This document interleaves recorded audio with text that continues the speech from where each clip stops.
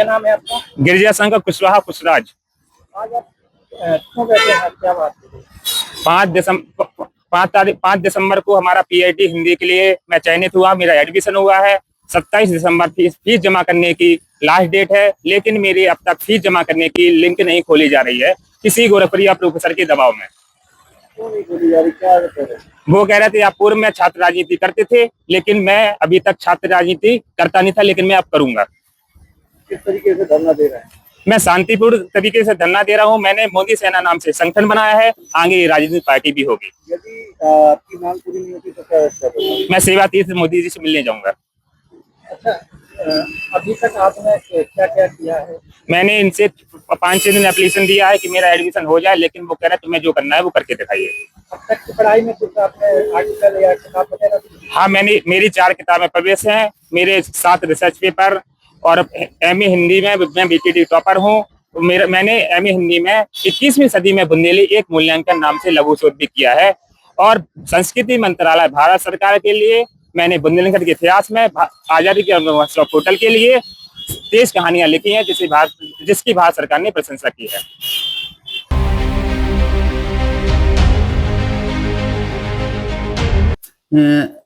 जिसकी आप बात कर रहे हैं उसमें अभी संज्ञान में आया मेरे कि वो धरने पर बैठ गए हैं। इसके लिए कोई उन्होंने अनुमति तो नहीं ली है, ना ही प्रशासन से, स्थानीय विश्वविद्यालय प्रशासन से, ना ही बाहर में कोई अनुमति उन्होंने ली है। और मुझे जैसा जानकारी मिली है उनका धरना का है कि पीएचडी के जो रिजल्ट है उस पे उनको फीस नहीं जमा हो रही है,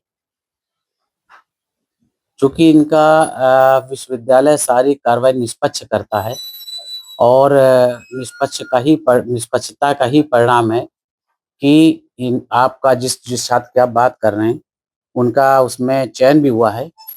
लेकिन जो आरडीसी कमेटी होती है उसका निर्णय ये है, उन्होंने अपने निर्णय में जो पंक्ति लिखी है उसी पंक्ति को लिख करके इसका रिजल्ट जारी किया गया, जो वेबसाइट पर देखा जा सकता है। प्रोफेसर उनके ऊपर डायरेक्ट आरोप लगाया जा रहा है। देखिए, आरोप का मेरे उसमें कोई ऐसी अगर जानकारी लाते हैं, वो लिखित रूप में कोई देते हैं, कुछ कहते हैं हमसे, तो मैं उसका संज्ञान लूंगा। लेकिन आरोप इस प्रक्रिया में कोई ऐसा आरोप बिल्कुल निराधार इसलिए है, मैं फिर से वही बात रिपीट करूंगा, चूंकि विश्वविद्यालय निष्पक्ष सारी कार्रवाई करता है। बुंदेलखंड विश्वविद्यालय का ये जो परिणाम निकला पीएचडी का, ये एकदम निष्पक्षता का है कि उनका चयन हुआ है।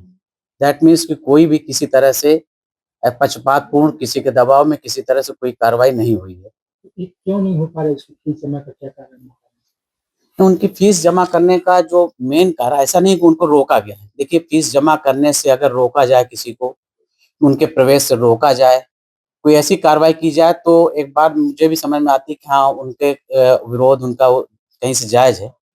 लेकिन एक ऑर्डिनेंस के तहत, व्यवस्था के तहत अगर कोई कमेटी उस पर अपना कमेंट देती है उनके किसी बात पर, तो उसी को जब हम पब्लिश कर दिए हैं उसमें रिजल्ट में, और उसके आधार पर हम निष्पक्षता आगे भी करेंगे, उनको मौका भी मिलेगा उसी के अनुसार। सारा ऑर्डिनेंस नियम के अनुसार ही कार्य किए जाएंगे। कमेंट्स कर दिया है तो इस वजह से रोका गया? नहीं, निगेटिव कमेंट नहीं किया। उनका कोई प्रकरण है जिस पर कोई जांच की जानी है, कर चल रही है। उनका कमेंट यही है कि इनका रिजल्ट में पास है, लेकिन इनका ये जांच के उपरांत, जैसे कि अब आप ये मानिए कि किसी का कोई कहीं प्रमोशन होता है, पदोन्नति होती है, अगर कोई जांच है तो तब तक के लिए कार्रवाई रोकी जाती जब तक कि जांच पूर्ण ना हो जाए। बहुत सामान्य भाषा में यदि जांच में दोषी पाए जाते हैं तब क्या कार्रवाई? नहीं, कुछ भी अभी से कहना मुझे लग रहा है कि ये बहुत जल्दी कहना होगा।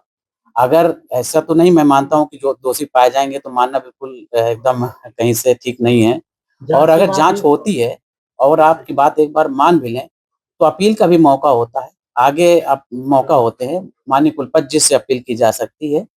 तो पूरा लोग नियम से ही कार्रवाई करेंगे, एकदम इसमें ना उनको घबराने की कोई जरूरत है और कोई ऐसा बात भी नहीं है। अगर वो चाहें तो मेरे समक्ष आकर अपनी बात रख सकते हैं, कह सकते हैं।